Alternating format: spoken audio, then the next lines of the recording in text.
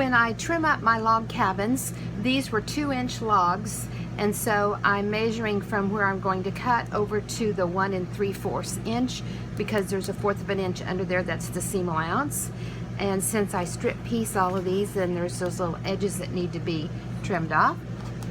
And I will always have 2 on the mat at the same time. So here I am with my 1 3/4, and then I'll look up here at the top and down here, making sure that my logs are staying straight and not crooked. There you go. Hi, I'm Jodi Barrows, and today in my studio I'm working on this beautiful quilt that you see behind me, and it's titled Thomas's Log Cabin. The pattern you will find in the Melee Women book, and the one that you see behind me is one that was made probably about 5 or 6 years ago out of some of my previous fabric collections, and now we're making a new one out of the new Civil War fabric, Memories of the Civil War 2. So in the previous videos you have seen how I make the log cabin blocks and how I cut the logs bigger than what they need, and then I trim them down for perfection. We need 4 logs for each block. So here you can see behind me, you can see the 4. Here's 1, 2, 3, 4. So we have 4 log cabins that we sew together. Then we're going to put the half square triangles around it, which is option 4 of the square and a square system. Then we sash it with just a little bit of sashing in between each block, and then sew the blocks together. The one behind me has 9 blocks in it, and I think that is about a 64 by 64 quilt. Yes, the 9 blocks with the 2 scrappy borders makes the quilt that's 64 by 64. The one that I'm working on will have 3 blocks across and 4 down, so it will be a little bit bigger. The block itself, I'm thinking is about 24 inches. I haven't measured this one, but I will, and have it in the video shortly. So here are the blocks that I'm working on for this one, just like this. Now you can see, because we use this gold piece here on the last edge, which is what I'm sewing on my machine, it gives the new block just a little bit of a different look. There's a lot of good contrast between the black half square triangles and the creamy colored background, and it really has a lot of depth when you look at it. So I've got some of these already put together so that you can see what the block will look like.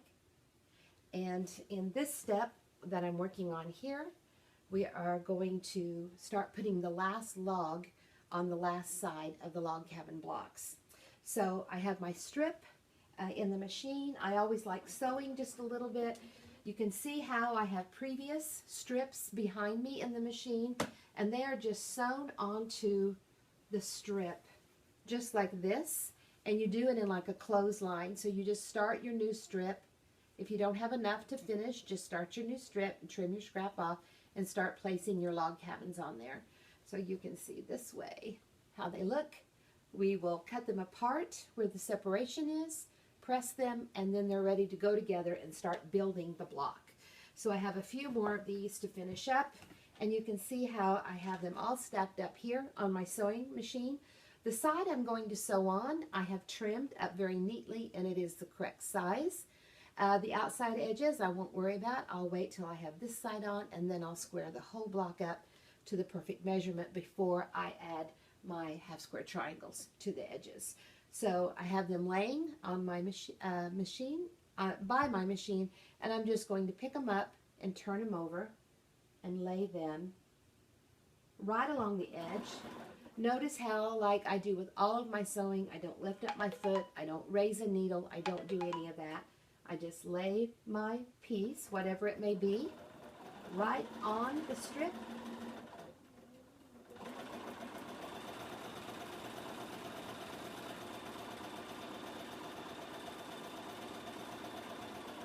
And sew it down.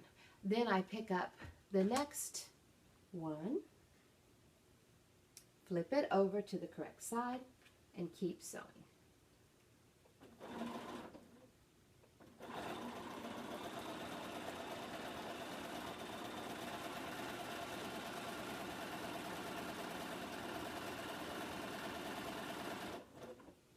I will finish these steps in fast motion, and then we'll get to the next step.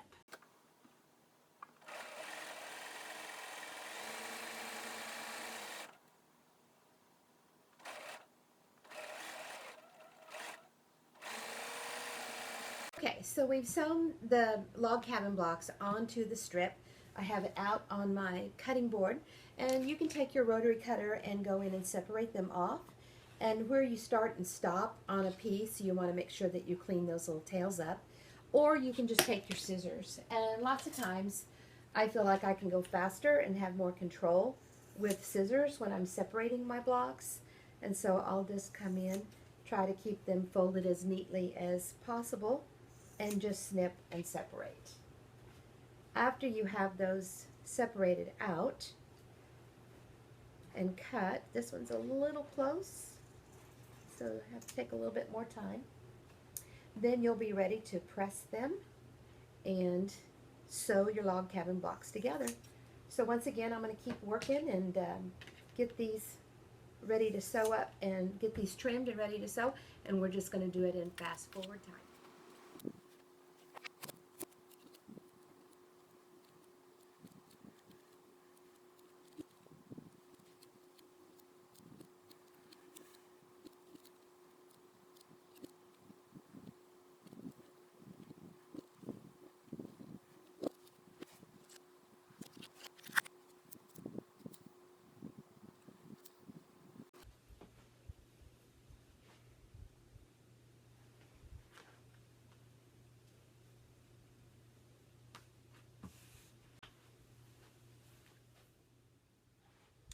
Okay, we have all of the sides sewn onto the log cabin, and remember we make our strips a little bit bigger and we trim with each round for perfection.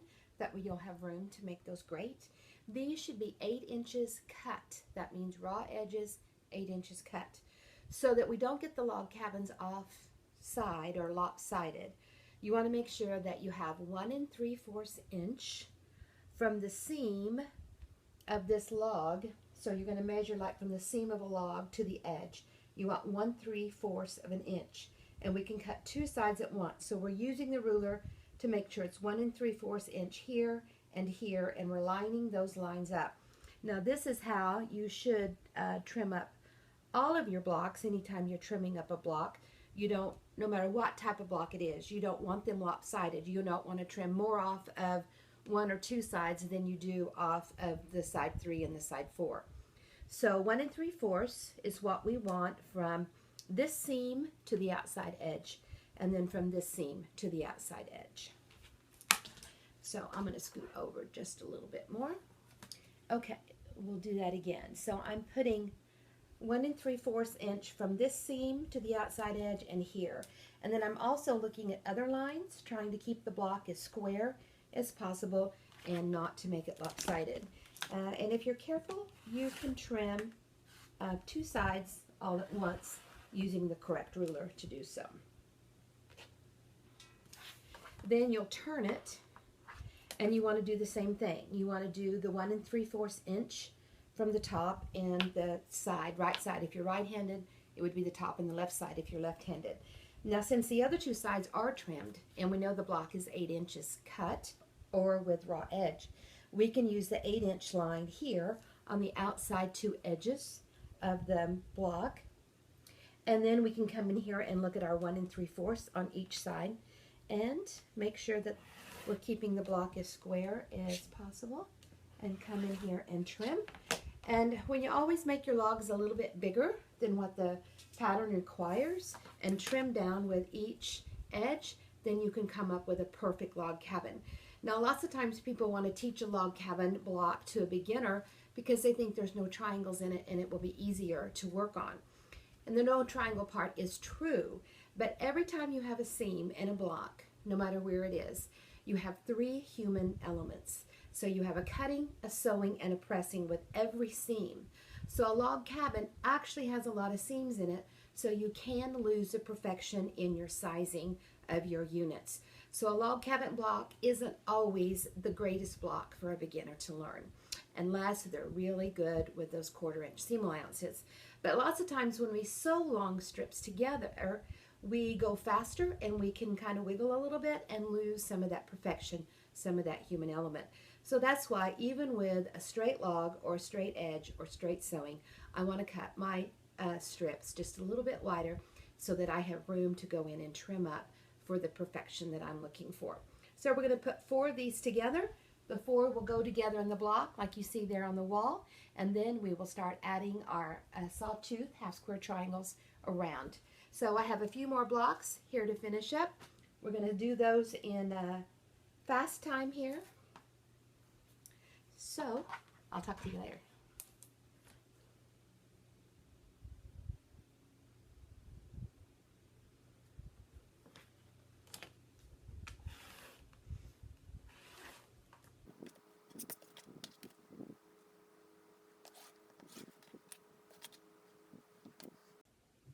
Okay, so now that you have your log cabins all trimmed up to an 8-inch cut size, you'll want to put 2 together, lay them out so that you know you have them positioned correctly for the right color on the correct side. So I'm just looking up here at my top block, my top 2 log cabins here. I want a gold at the top and a gold on the side. So here's my gold at the top, gold on the side. So I'll just flip them over, and because you've trimmed them up to a perfect 8-inch, they'll go together perfectly. There's no need to pin, and we're just going to chain piece these through the machine.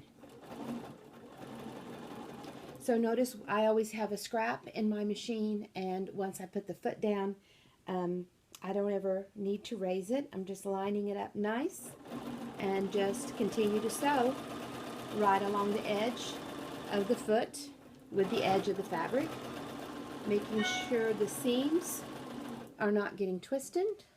So once again, gold up, gold on the right side, flip them over, and just keep going. So that's really all of my instruction for piecing these together. Our next step, after we have chain pieced these all through the machine, we're going to just snip these apart with little snips or little scissors. We'll press that seam, and then we'll sew the next 2 together to create the 4 square. I never like to leave my machine empty, so I'll take a little runner and sew that into my machine.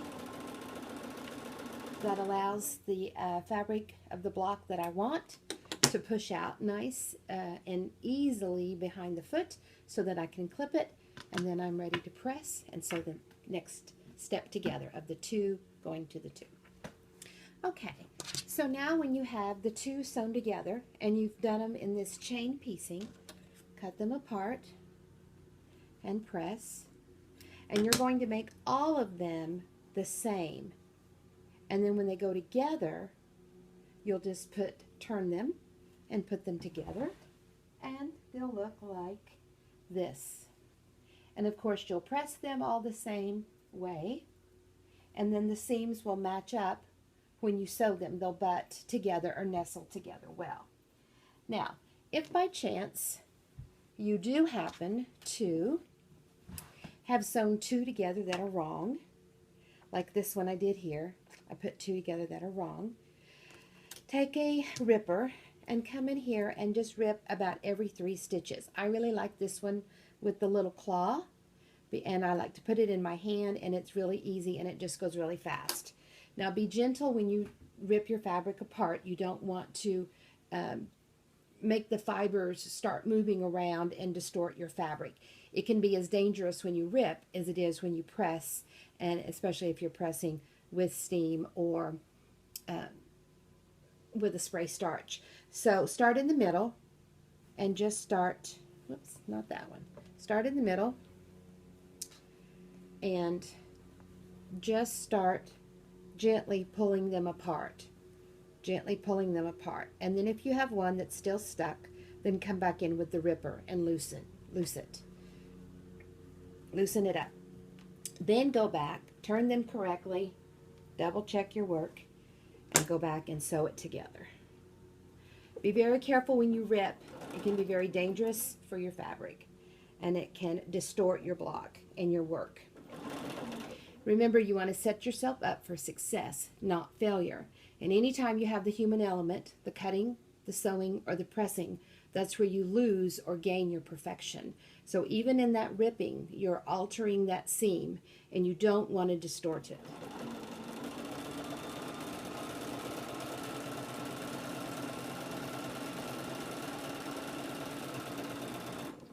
Now, when you go to press them,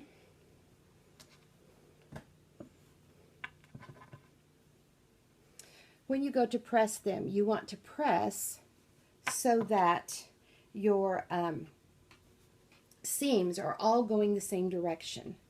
So then when you put these together, let me just kind of put it up here. See how you have this black check making this connection in the middle. So see how both of these blocks were the same. You sew them all the same, and then you just turn it and then sew those two together, and you'll have all of the colors going the direction that you want. Now when you press them all the same, you'll have one seam going one direction, one the other. And if you want to just pin that little intersection together, you can. And because your work is so nice and neat,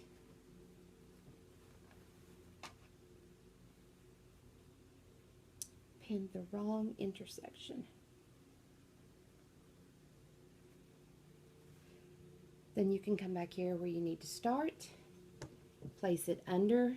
Now remember, I chain piece everything, so I still have work back here. If you wanted to get all the work out, remember to use your little scrap.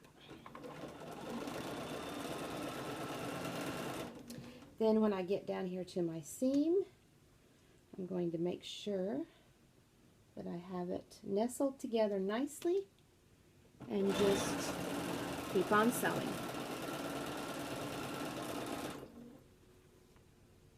Put your next connection together, even it all out. Notice how I don't pull on the edges of the fabric. I use the seams where the fabric is secure to help move it around.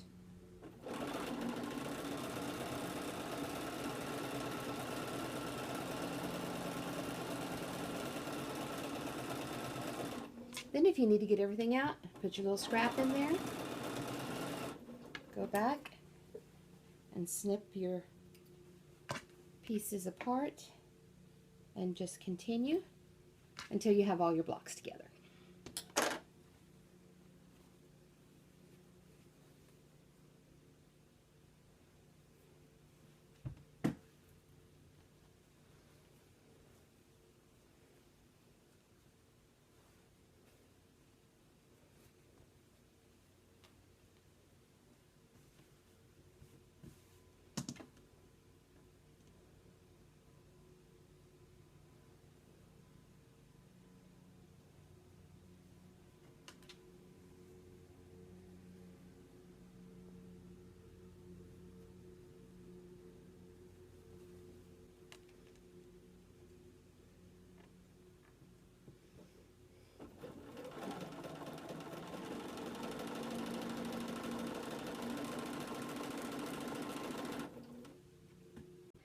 Okay, so the next step, after you've done your option 4 half square triangles and you've got them all trimmed into your little half square triangle units, is you'll want to put 2 together and sew them through the machine.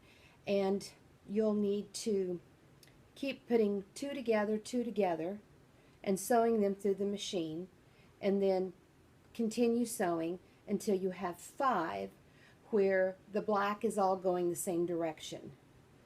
So you'll need half of them like this, and then you'll need the other half where the black is going the opposite direction. Now look up here at our piece that we have. So see how you have 1, 2, 3, 4, 5 half square triangles, and the black is all going down and to the right. Then here you have 1, 2, 3, 4, 5 half square triangles, and the black is all going down and to the left. So see how this one will go here, and then the ones that you sew together in an opposite direction will go here. Then, when you have these sections all made, and anytime I'm sewing a lot of half square triangles together for a quilt and they have to go two different directions, I always want to leave just a little bit, just a small stack of them, so that if I've gotten one turned and it could go over here when I thought I had it over there, then I will still have some to help make it work out. Basically what I'm saying is that it may possibly save you from ripping some out if you have some that you can work with. So here I have a bunch of stacks of these with the 5, and then when you have both of the directions, then you're going to put 2 together. So see in the very middle here, see how these 2 black meet in the very middle. So you can see how some black are, half black are going one direction, the other black are going the opposite. Now, when you're working with half square triangles in the machine, there are 2 things that will give you trouble. One is that when you start and stop in the machine, and some machines are more notorious than others, you have trouble with the starting and the stopping. And when you have with a machine, sewing is like taking off on an airplane. When are you going to have trouble? It's with the takeoffs and the landing. So it's the starting and the stopping that machines want to give you trouble and mess up your work. So see when these go together, see how you'll have a seam here and then you have that seam there. And that thickness, as you try to sew it in the machine, some machines will want to push it down in those feed dogs or gather it all up. So to prevent that, if you will always have the chain feeding of the fabric through there will help. Either have a scrap to start out with, or just keep feeding these through the machine one after the other. And it almost like it kind of tricks it to think that, oh, it's just all going all on one piece. So that's one thing about half square triangles. The other is getting them twisted, meaning one color going one direction and one the other. Now, you'll have, because of what we call the PPMs, the personal private measurements of the cutting, the sewing, and the trimming, you're going to have these be a couple of different sizes. They're not all going to wind up to be perfect. So when I pick 2 up to sew together, if they're matching up nice, I will sew them. If I have one that's not matching up nice, I'll put it either in the small stack or I'll put it in the big stack, and I'll come over here and pick up again, and I'll just keep sewing and all of the ones that match up. And as you work them all through the machine, you'll be amazed how you'll have rows that are all nice and even. Don't put a small one in there. Put the small in a different stack and sew a row of small. When you get this all put together in the quilt, you're not going to notice that this one was a scant bigger or a scant smaller. It'll all work out the same. But that way it'll help keep your work more neat and more precise. Now, after you have your half square triangles put together in your sections like this, you're going to sew 2 of these onto your block. So see how you'll have one up here at the top and one down here at the bottom. Now notice there is not that white square on the end. So you'll have 2 that look like this, and then you'll have 2 that look like this. And see how we've sewn the white squares on the corner. Now, I always like to make my squares a little bit bigger because no matter how perfect you try to cut and sew and press, when you start sewing these on, they're not going to line up in there perfectly, and your corners can be a little off, a little not square. So if I make it a little bit bigger and make it hang out on the outside edge, then when I get this sewn on, I can get it trimmed up perfect in the block. So you can see how these, with the square on the end, so in this one here, I have all of them sewn on except for this one here. So see, the squares on the end will go on last. This one was sewn on and pressed, and then this one was sewn on and pressed. And I want you to take note in the blocks with the square and a square system. Look how perfect your corners and all of your seam allowances, all of those corners are just turning up perfect in there. Look at those nice, perfect. Now, most of the time, you would look at a block with all these half square triangles in it, and you would say, oh, probably not happening on my watch. That's too many half square triangles. But with the square and a square system, it's going to give you more speed, more accuracy, and more perfection so that you won't shy away from beautiful blocks with half square triangles.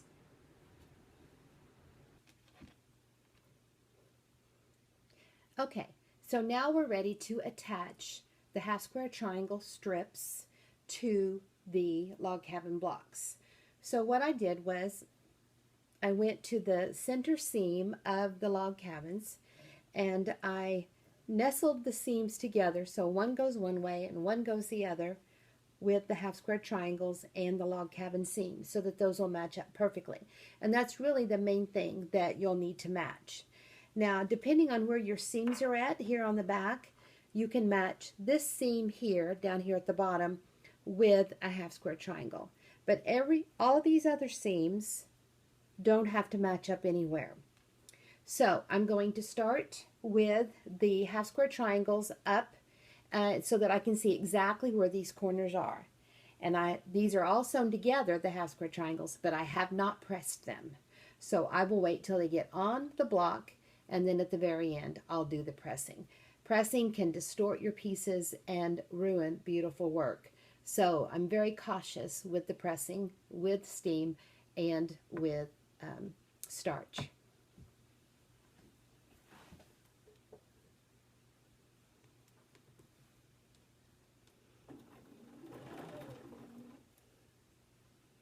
So I start sewing just a little bit, take the pin out, and then I'll come down here where this pin is, where those seams line up. I'll double check to make sure everything's the way I want it to be.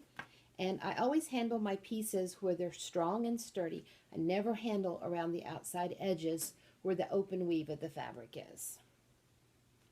So I'm just holding this down. You can use your fingers to make sure that the half square triangles are lined up nicely with the edge of the log cabin.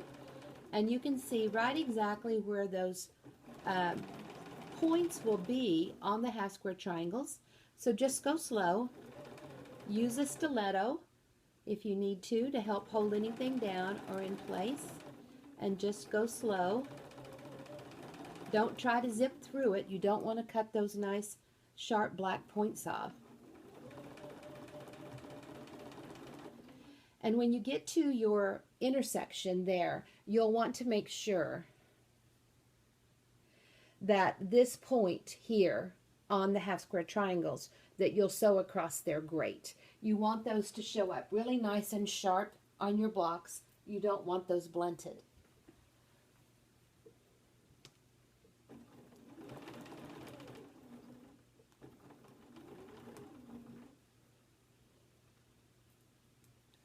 So then I'll come after I have that center section sewn and the pin removed.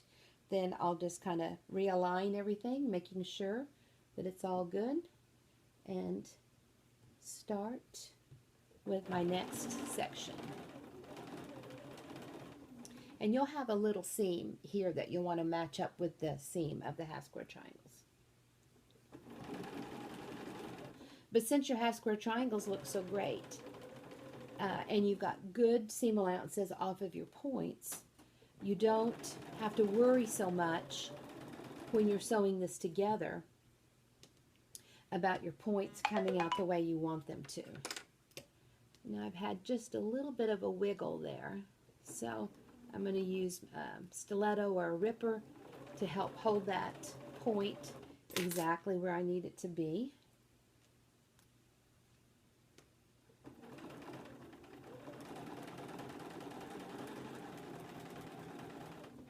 Okay, so after I have that sewn into my machine, I'm just going to leave it. I don't take things out.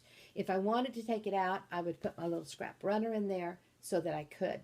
Remember, starting and stopping is where machines want to give you a problem. So learn to sew with your little piece. Then I'll come back and I'll pick up another section here and my log cabins. Make sure that you have the black down where the seam, where you're going to sew with your seams. Don't flip them. So I can actually start without pinning anything and put that in there. Now I'm going to come in and I'm going to match up my half square triangle seam in the very center with that center seam on my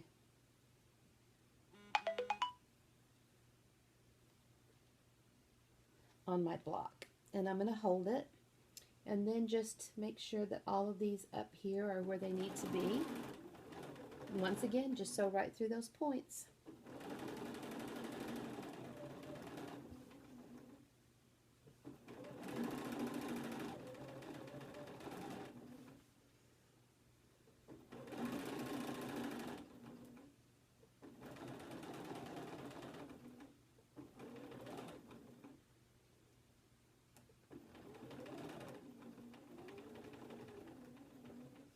Now on this one, I did open up that center seam instead of pressing them all one direction because it was quite a bit of bulk where those triangles come together. So I opened it up so I can see exactly where that black point is when I do that. So now I'm going to come down here and grab this seam. I'm going to make sure it lines up with the seam of the log cabin.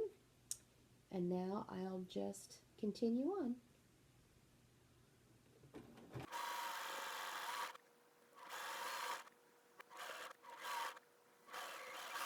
Now, if I want to, I can come back here and grab this one, the first one I put on, snip it off.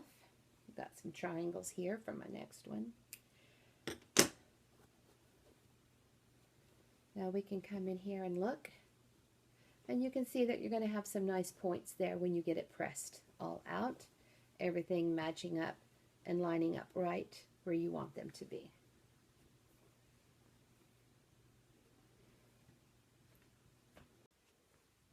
Okay, now we want to talk about the pressing of these half square triangles after we get them on the log cabin blocks.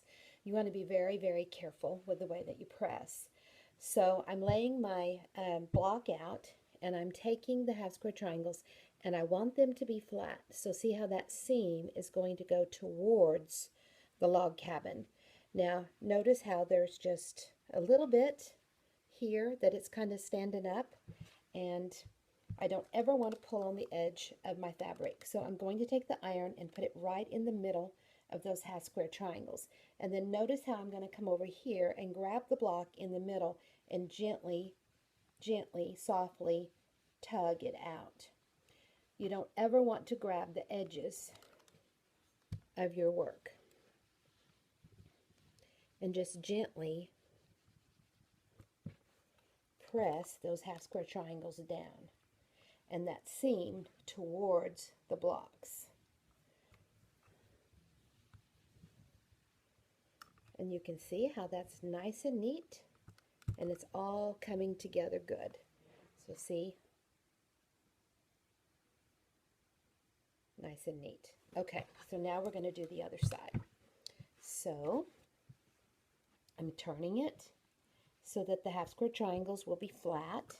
I'm putting the iron right in the middle and then gently grabbing the log cabin blocks to pull that fabric out and away. Now notice how I'm grabbing the seam here where it's stable and sturdy. I'm not grabbing the edges of my fabric. Even here, look how my fingers are inside and I'm here where the seams are at. And that's where I will help pull.